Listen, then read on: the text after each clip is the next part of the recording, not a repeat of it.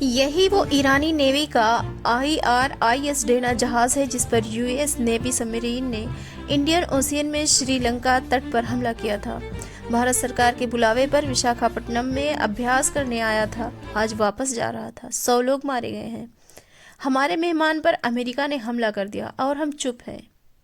क्या इंदिरा गांधी के समय में ऐसी गुस्ताखी कोई कर सकता था?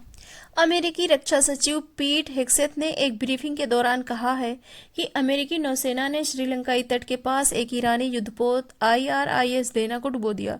उन्होंने इसे शांत मौत बताया और कहा कि द्वितीय विश्व युद्ध के बाद ये पहली बार है जब किसी अमेरिकी पनडुब्बी ने दुश्मन के युद्धपोत को डुबोया है। रिपोर्ट्स के मुताबिक 87 शव बरामद किए जा चुके हैं। करीब 61 नाविक अभी लापता बताए जा रहे हैं। 32 जीवित बचे लोगों को श्रीलंका के गाले में अस्पताल में भर्ती कराया गया है। अगर ये आंकड़े सही हैं तो ये सिर्फ एक सैन्य कार्रवाई नहीं, ये खुला संदेश है। 87 जाने, 61 लापता, 32 घायल जिंदगियां गवाह।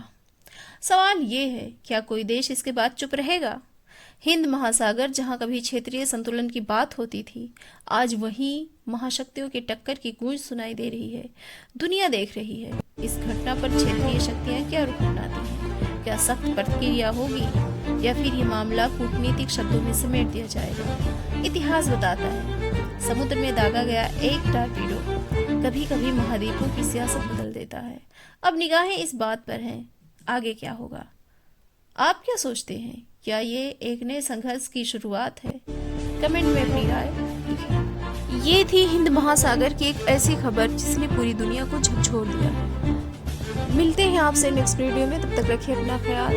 और अगर अपने इस चैनल पर नए हैं तो चैनल को सब्सक्राइब करके वीडियो को लाइक कीजिए, शेयर कीजिए। फी अमानिल्लाह। और अगर आप हमें इंस्टा या फेसबुक पर देख रहे हैं तो फॉलो ज़रूर कर लीजिएगा।